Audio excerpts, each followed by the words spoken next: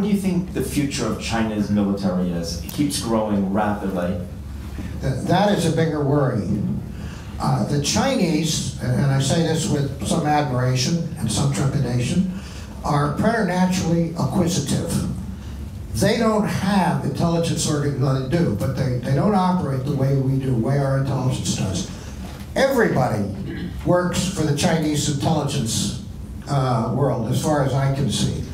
It has an organizational structure to it, but it doesn't matter because it's familial. And all over, we have found time and time again in our counterintelligence and our counter-surveillance and things that we do, we watch out for. We find that the Chinese have penetrated activities and classified matters and stolen our equipment and done all kinds of things. Sometimes it's national security, sometimes it's just economic. They're very good at it. They don't make a big issue out of it or a big mission out of it. They just acquire stuff. They're acquisitive. They're naturally interested, and I'll have one of those and take it and put it in my pocket and take it back and we'll copy it and use it. It's amazing how good they are at it. Now, the PLA, the Chinese Army, is going to continue to survive, and it's the biggest enterprise in China, as far as I know. Very successful, somewhat corrupt. They're cleaning up corruption. I'm told Xi Jinping is making this a big standard for the evolution of the Chinese government. My view there is that it's an authoritarian government. They're not going to go very far without the PLA, so the amount of cleanup in the PLA will therefore be circumspect. But there is one wrinkle, and that is the Navy. There is a very strong hegemonic enterprise going on in the South China Sea by the Chinese.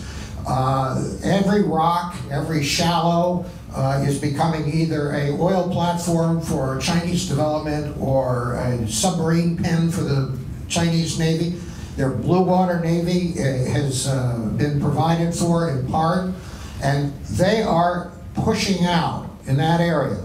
If you would equate, as this wonderful book here that this young lady in front of me has called The Asian Cauldron, which is well worth your reading, it's similar to the history of the Mediterranean, go back a couple thousand years, what the Mediterranean meant and how the power worked in it, or our own Caribbean, how the power worked in our own Caribbean and what that meant. You take these water basins and the economies that came out of them, whether it was sugar in the Caribbean or whether it was early trade in the Med. This book called Asia Cauldron by Robert Kaplan, and I have no interest financially at all. I will tell you, he wrote a book called Monsoon, which is well worth your reading also. They're two of the best books I've read on this part of the world. I think the contest will be between India and China.